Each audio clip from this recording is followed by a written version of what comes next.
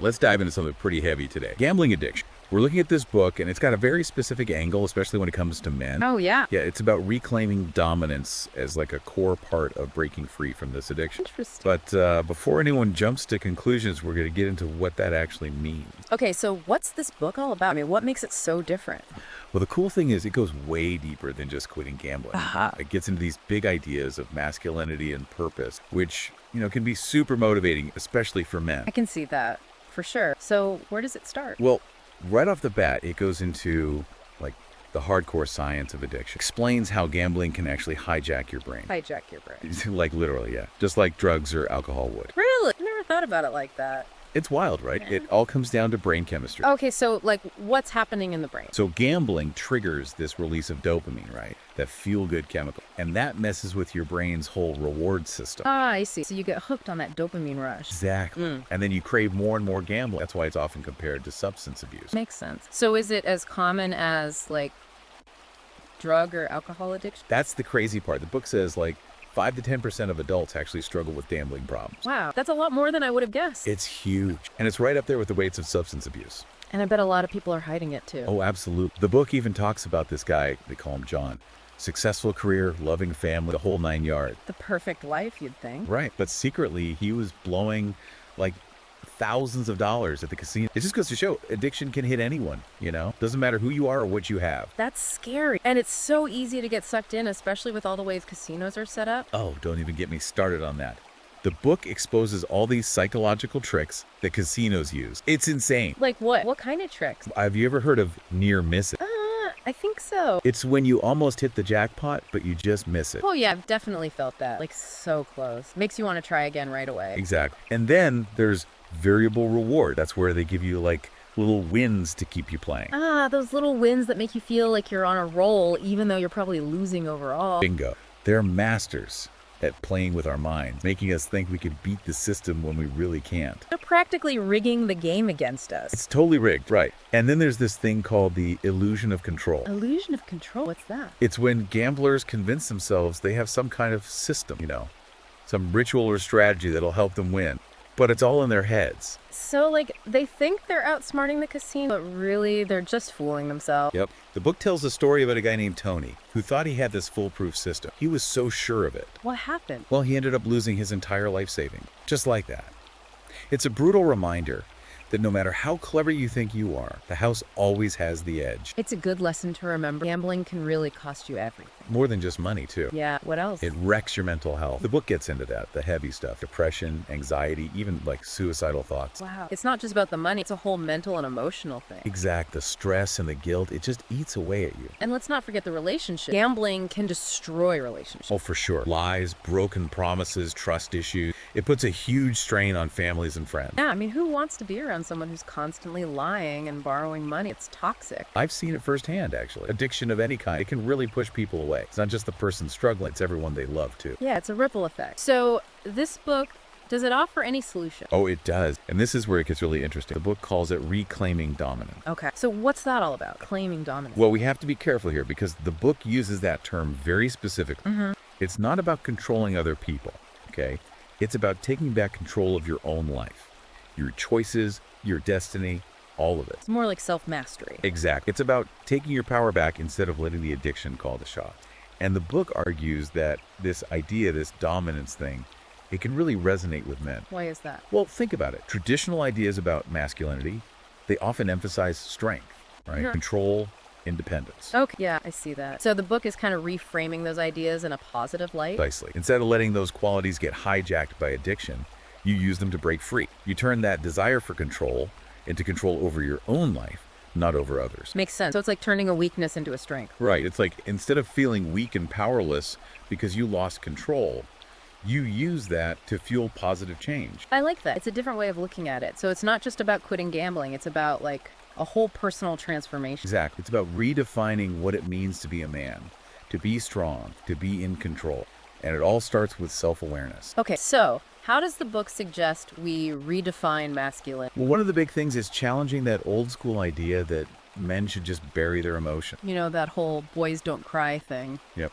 Which, let's be honest, that never really works out well in the long run. Bottling things up just leads to unhealthy coping mechanisms like gambling, for example. Right. So instead of pushing those feelings down, you learn to deal with them in a healthy way. Exactly. The book argues that real strength comes from vulnerability, from being emotionally intelligent. That's interesting. So instead of seeing emotions as weaknesses, you see them as tools for understanding yourself and overcoming challenges. And it's not just some touchy-feely idea either. The book uses examples like even Michael Jordan, right? He got cut from his high school basketball team. No way. Yeah. But instead of letting that destroy him, he used it as fuel to get better. He channeled that vulnerability into motivation. And we all know what happened after that. Became the greatest. Yeah. So it's not about pretending to be tough all the time. It's about embracing your emotions and using them to your advantage. Precisely. And the book highlights how a lot of successful men like Richard Branson, Barack Obama, they're all emotionally intelligent. Those are some pretty strong examples for sure. So it's about finding that balance, being strong and decisive, but also understanding and connecting with people on an emotional level. That's the sweet spot. So we've talked about the science, the psych tricks, the cost, reclaiming dominance, redefining masculine. Now let's get practical. What does the book actually recommend for, like, quitting gambling? Okay, so what are the actionable steps? Well, one of the big ones is cognitive behavioral therapy, CBT. CBT? I've heard of that, but can you remind me how it works exactly? Sure. It's basically about recognizing those negative thought patterns that lead to gambling. Like what? Give me an example. Like, I'm going to win big this time, or this is my only way to get out of debt, those kinds of thoughts. CBT helps you challenge those thoughts and replace them with more realistic, helpful ones. So you rewire your brain, so to speak. Train yourself to think differently. Exactly. And the book also talks a lot about mindfulness and meditation. Mindfulness. That's everywhere these days. But how does it help with gambling specifically? It's all about being present, noticing your thoughts and feelings without judgment. So when that urge to gamble hits, you can pause and choose how to respond instead of just getting swept away. So it's like creating space between the urge and the action. Exactly. And even just a few minutes of meditation each day can really help reduce stress and those cravings. It's like a mental muscle you can train. So we've got CBT for changing our thinking and mindfulness for staying present. Anything else? Yeah, the book also talks about visualization technique. Basically, you picture the negative consequences of gambling, like really vividly imagine them. So like seeing yourself losing all your money, disappointing your family, all that. Right. The idea is that by mentally experiencing those negative consequences, it can deter you from actually doing it. It's like giving your brain a sneak peek of the potential disaster. Makes sense. But does the book address like the spiritual side of recovery at all? I mean, is it just about stopping the behavior? Or is there more to it than that? That's a good question. There is. The book really emphasizes that true recovery isn't just about quitting gambling. It's about building a better life, a more fulfilling life. And it dives into this concept of a divine purpose. In purpose. Okay, so it's getting kind of spiritual here. Well, it's more about finding something bigger than yourself, something that gives your life meaning, because that can be really powerful in keeping you on track. I can see that. So it's like filling that void, that emptiness that gambling tries to fill with something more substantial, more meaningful. And the book uses some incredible examples, like Viktor Frankl, who found meaning even in a concentration camp. Wow, that's powerful. It's a testament to the human spirit's resilience, that even in the darkest of times, we can find a reason to keep going. And the book suggests that finding your own divine purpose, whatever that may be, can give you that same kind of strength and motivation. So it's about connecting to something deeper, something that gives your life direction beyond the fleeting thrills of gambling. Exactly. It's about replacing that emptiness with something that truly nourishes your soul. And the book gives you examples of people who have done just that, who have found their purpose and rebuilt their lives after overcoming addiction. That's really inspiring. So it's not just about quitting a bad habit. It's about finding something positive to replace it with, something that gives your life meaning. You got it. And that's what this book is all about. Finding that path to a more fulfilling life, a life that's not controlled by addiction. It's about reclaiming your power, your purpose, and ultimately your destiny. So it's like a whole life makeover in a way, transforming yourself from the inside out. Exactly. It's a journey of self-discovery, and it's a powerful message for anyone struggling with addiction, not just gambling. It sounds like a fascinating read. It really is. And if you're interested in learning more about it, you can find it on Amazon Kindle and Google Play Books. It's called Book Title. Check it out. It's a journey, that's for sure, but a worthwhile one, I think. We've talked about all the practical stuff and the psychology, but I'm wondering, does this book touch on the spiritual side of recovery at all? I mean, like the whole prayer and meditation thing. Yeah, exactly. It does, actually. But it's not preachy or anything like that. It approaches prayer and meditation more from a practical angle, like tools you can use. So not necessarily religion. Right. It's more about connecting with something bigger than yourself, a source of strength and guidance to help you stay grounded, especially during recovery.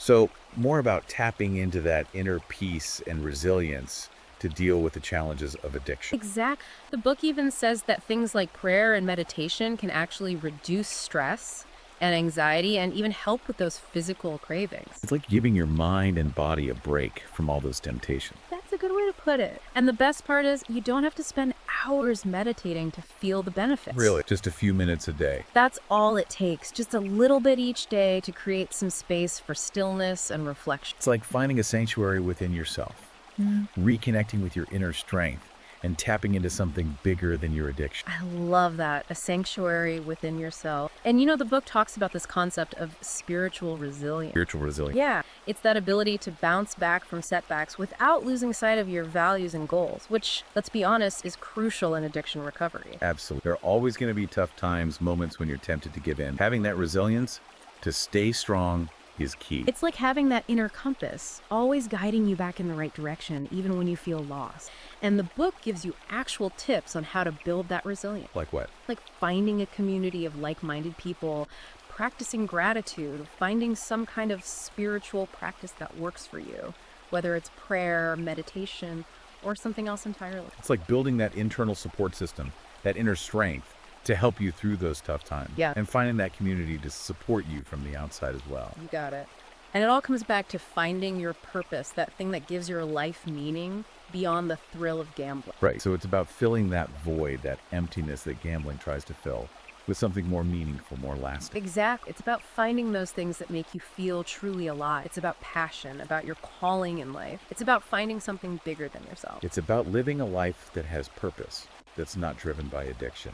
That's it. And the book is full of examples of people who did just that.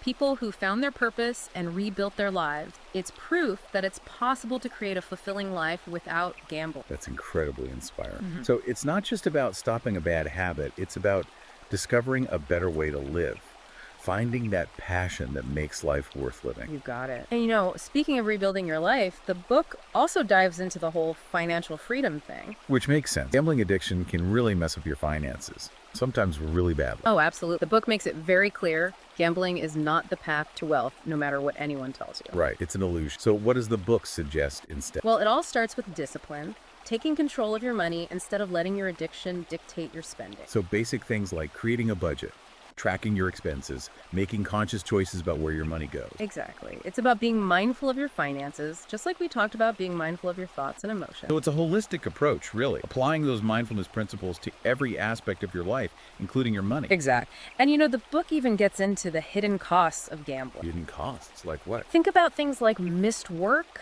legal fees if things get really bad, the damage to your credit score, and how all that can really strain your relationships. So it's not just about the money you lose directly at the casino or online. It's about the ripple effect it has on every area of your life. It's like a snowball effect. One small problem can quickly turn into an avalanche. And, you know, the book encourages you to really think about those hidden costs. Because, let's be honest, most people don't. They only focus on the immediate thrill, the potential win. Right. But recovery means taking a hard look at the big picture and making choices that support your long-term well-being. So it's about building that solid financial foundation to support your recovery and create a more secure future. Exactly. It's not just about getting out of debt. It's about having the resources and peace of mind to pursue your goals, to build a life you're proud of. It's about achieving that true sense of freedom, both financially and personally. That's what it's all about. And, you know, as we're talking about rebuilding your life, the book also goes deep into relationships and recovery. Yeah, we touched on that earlier, how gambling can really damage your relationships with loved ones.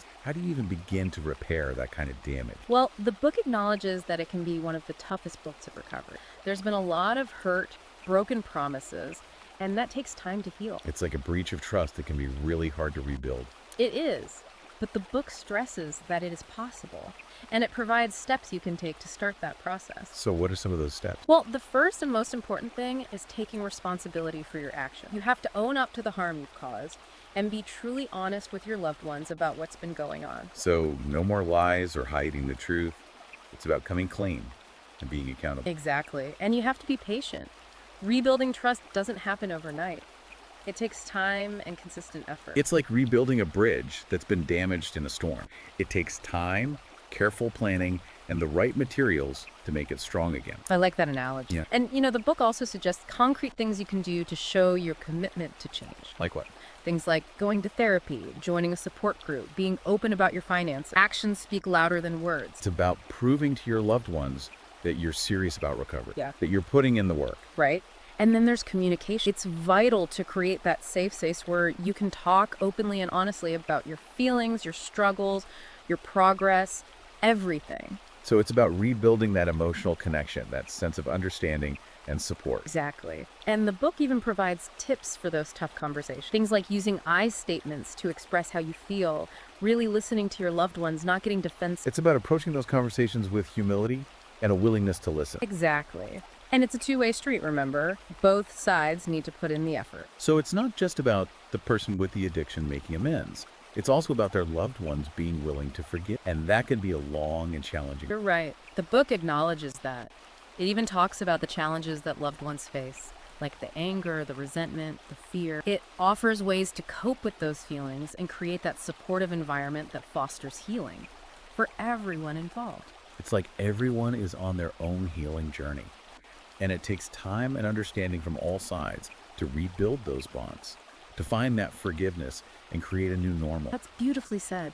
Rebuilding trust after addiction, it's a difficult process, but it's possible. And the book, it offers a roadmap for that journey, and it's full of stories of people who have done it, who have successfully rebuilt those relationships. And that's what gives people hope, right? Knowing that it's possible to mend those broken bridges and move forward. Exactly. Relationships are precious, and the book really emphasizes that. They're worth fighting for. And with the right support and dedication, they can be stronger than ever before. Speaking of fighting, let's switch gears for a second and talk about physical health. Okay, so how does physical health tie into recovering from gambling addiction? Well, the book makes a strong case for the connection between the two.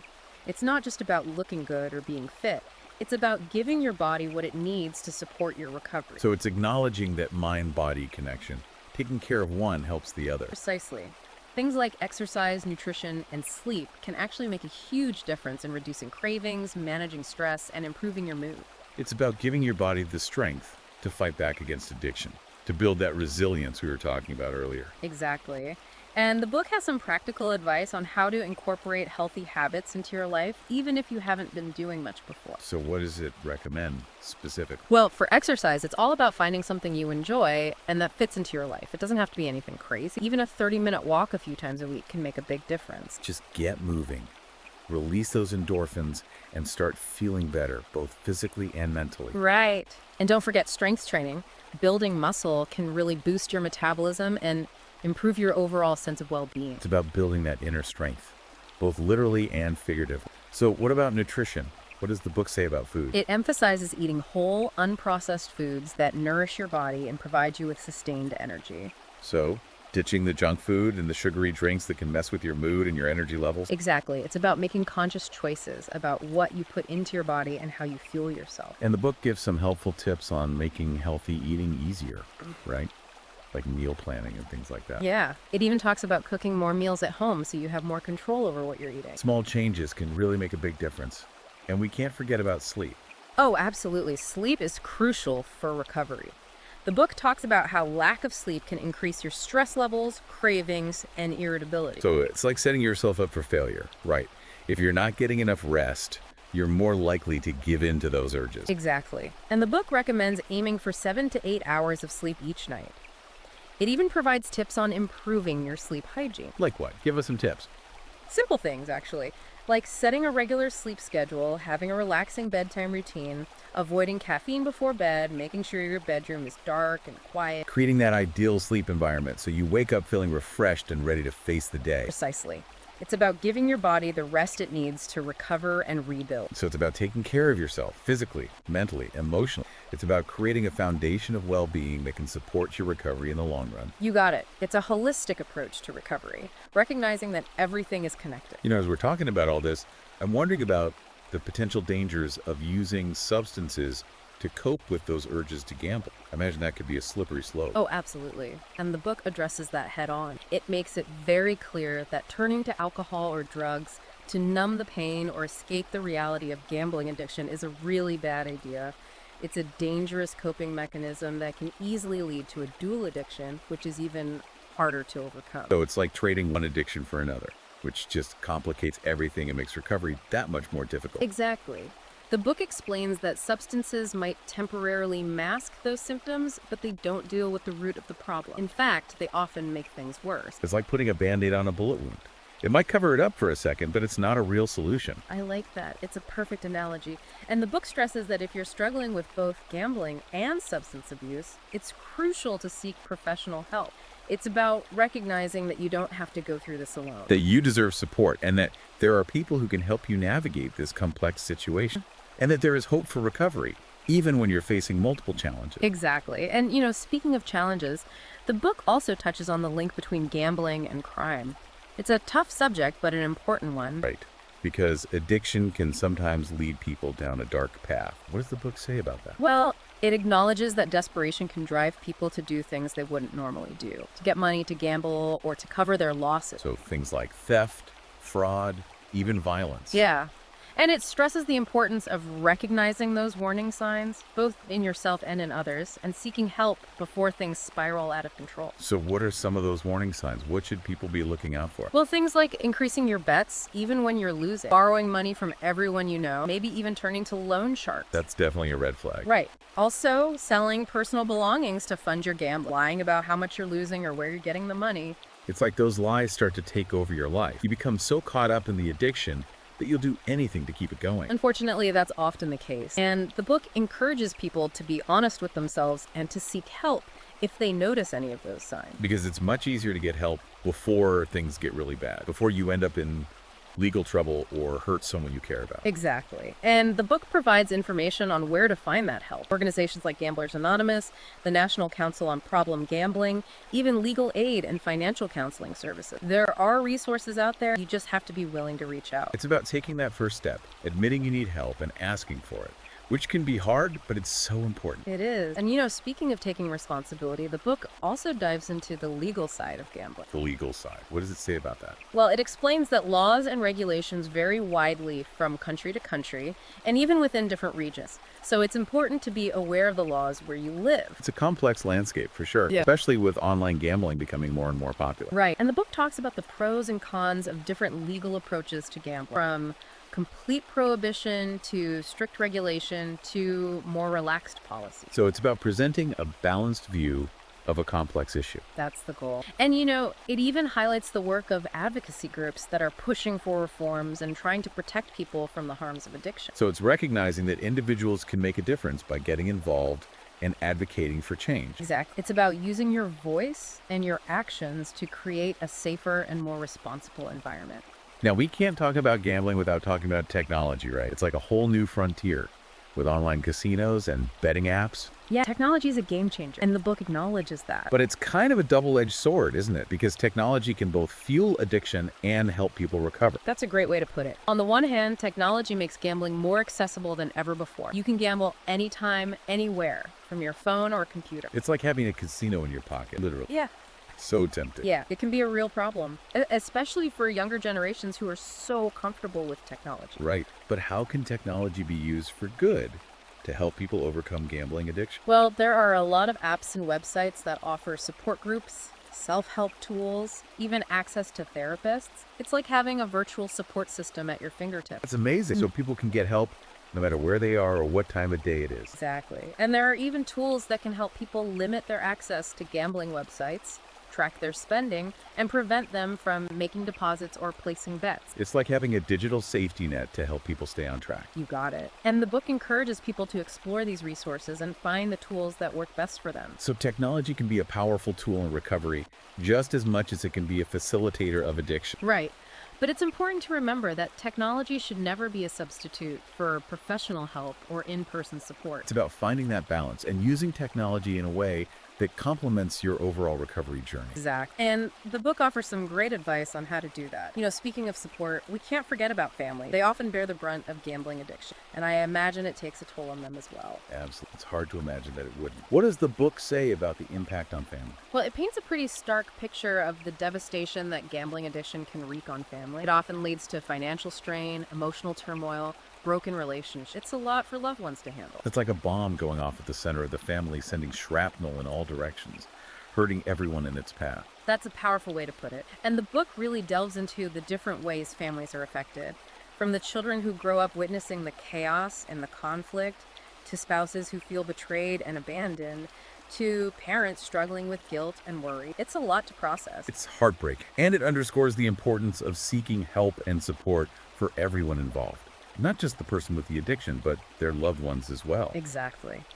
The book talks about the importance of family therapy and support groups for families dealing with addiction. It stresses the need for open communication and a united front in addressing the problem. So it's about working together to create that healing environment, that space where everyone feels safe and supported. Right. And it's important for families to educate themselves about addiction, to understand that it's a disease, not a moral failing, and to realize that they're not alone in this. That there are resources available and that they don't have to go through this alone. You got it. And the book emphasizes self-care for family members as well, because it's easy to get so caught up in trying to help your loved one that you neglect your own well-being. It's like that saying, you can't pour from an empty cup. You have to take care of yourself first if you want to be able to effectively support someone else. The book encourages family members to prioritize their own physical and emotional health, to find healthy outlets for their stress, and to seek professional help if they're struggling. It's a reminder that everyone in the family unit deserves care and compassion,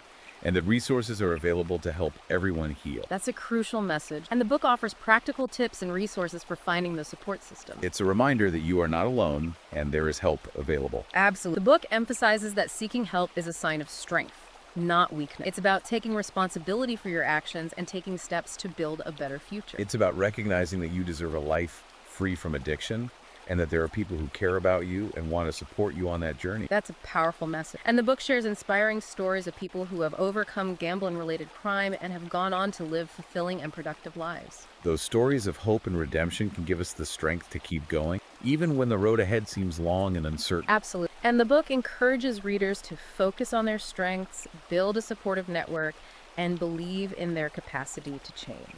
It's about recognizing that you have the power to break free from the cycle of addiction and crime and create a brighter future for yourself and the people you love. That's the ultimate goal, and the book provides practical guidance and inspiration to help you achieve it. Let's shift gears now and talk about the role of treatment in addressing gambling addiction. It's one thing to recognize the problem, but taking those concrete steps towards recovery is a whole other challenge. You're absolutely right. The book emphasizes that professional treatment is often essential for overcoming gambling addiction, especially if it's severe or co-occurring with other mental health issues or substance abuse. So it's about recognizing that you don't have to fight this battle alone, and that there are experts who can guide you through the complexities of addiction and recovery. Exactly. And the book provides information about the different types of treatment available, including inpatient treatment, which provides 247 care and support in a residential setting, outpatient treatment, which allows individuals to live at home while attending therapy and support groups, cognitive behavioral therapy, CBT, which helps people identify and change thought patterns that contribute to gambling, motivational interviewing, which encourages individuals to explore their ambivalence about change and make a commitment to recovery, and medication, which may be used to address co-occurring mental health issues like depression or anxiety. It's about finding the treatment approach that best suits your individual needs and circumstances. That's right. The book stresses the importance of working with a qualified and experienced therapist who specializes in gambling addiction. So it's about doing your research, finding a therapist you feel comfortable with, and someone who has a proven track record of success in treating this specific addiction. Exactly. The book even provides tips on how to find a therapist and what questions to ask during an initial consultation.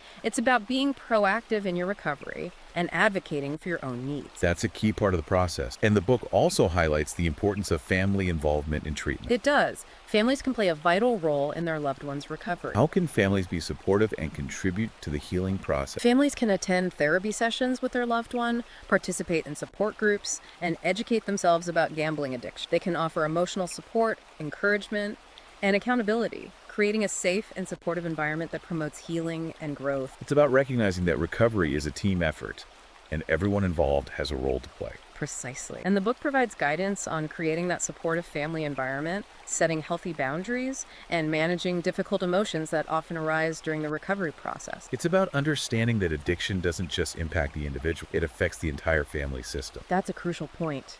And the book encourages families to seek help and support for themselves, as well as for the loved ones struggling with addiction. It's about recognizing that everyone involved deserves care and compassion, and that resources are available to help families heal and rebuild. Exactly. And the book shares inspiring stories of families who have successfully navigated the challenges of addiction and have come out stronger and more united on the other side. Those stories of hope and resilience can be such a source of strength and encouragement for those who are just beginning their journey. They are. It's about recognizing that recovery. They are. It's about recognizing that recovery is a process, not an event. There will be ups and downs along the way, but with the right support and effort, lasting change is possible. And you can create a brighter future for yourself and your family. Now let's shift gears a bit and talk about relapse prevention. It's one thing to, get sober, but it's a whole other challenge to stay that way, especially in the long run. That's true. The book actually emphasizes that relapse is a normal part of recovery. It's not a failure. It's more like a bump in the road, a chance to learn and grow. So it's not about never messing up. It's about how you handle those slip-ups. Exactly. It's about getting back on track and using those experiences to strengthen your resolve. And the book has some great advice on relapse prevention. Like what? What are some specific things people can do to stay on track? Well, the first step is identifying your triggers. What are the things that make you want to gamble? Could be certain people, places, situations, or even emotions. So being aware of those triggers is key. But then what? Then you develop coping mechanisms, healthy ways to deal with those urges when they come up. Like having a plan in place. Instead of gambling, you go for a walk, call a friend, meditate, anything that helps you shift your focus. Exactly. Having that support system in place is crucial too. People you can call when you're feeling vulnerable. And the book also recommends attending support groups. Because being around people who understand what you're going through can be really helpful. Right, for sure. It helps to know you're not alone in this. And it provides a sense of accountability too. And then, of course, there's self-care. Taking care of your physical and mental well-being can make a huge difference. It's like giving yourself the best chance at success, right? By being as strong and healthy as possible. Exactly. So it's all about having a plan, having support, and taking care of yourself. And if you do slip up, remember, it's not the end of the world. Don't beat yourself up about it. Just get back on track as quickly as possible and learn from the experience. Exactly. Use it as an opportunity to adjust your strategies and recommit to recovery. And, the book has stories of people who relapsed multiple times before achieving long-term sobriety. It's inspiring to see that it is possible, even after setbacks. And it gives hope to people who are struggling. Shows them that they can do it too. We've talked a lot about strategies, but I'm curious about the whole personal responsibility piece, because it's easy to blame the casinos or the gambling industry. But ultimately, isn't it up to the individual to make different choices? Absolutely. The book is very clear about that. Personal responsibility is fundamental to recovery. It's about recognizing that you have the power to choose. So it's about shifting from a victim mentality to one of empowerment. Exactly. It's about taking ownership of your choices and action. Realizing that you are capable of change. That's the key. And, the book gives some great tips on how to cultivate personal responsibility. Like what? Setting realistic goals, making a commitment to change, challenging those negative thoughts, finding healthy coping mechanisms. It's about taking those proactive steps to create a life that you're proud of. Exactly. And, the book really drives home the point that personal responsibility is not about blaming yourself for your addiction. It's about acknowledging that you have the power to choose a different path. It's about taking that power back and saying, I am in control of my life. That's it. It's about believing in yourself and your ability to recover. Wow, this has been an amazing deep dive. We've covered so much ground, from the science of addiction to practical strategies for recovery to the importance of self-care and personal responsibility. Yeah, it's been a whirlwind, but a really insightful one, I think. What are your biggest takeaways from all this? Well, for me, it's that message of hope. No matter how challenging it seems, recovery is possible. There is a way out. It starts with acknowledging the problem and reaching out for help. It's about taking that first step, no matter how small. And remember, you're not alone. There are people who understand and want to help. Exactly. And that's what this book offers. Hope, guidance, and practical tools to help you reclaim your life. So if you're struggling with gambling addiction, or if you know someone who is, I highly recommend checking out this book. It's available on Amazon Kindle and Google Play Books, called Book Title. And remember, there's no shame in seeking help. It's a sign of strength, not weakness. Thanks for joining us on this deep dive. We'll catch you next time.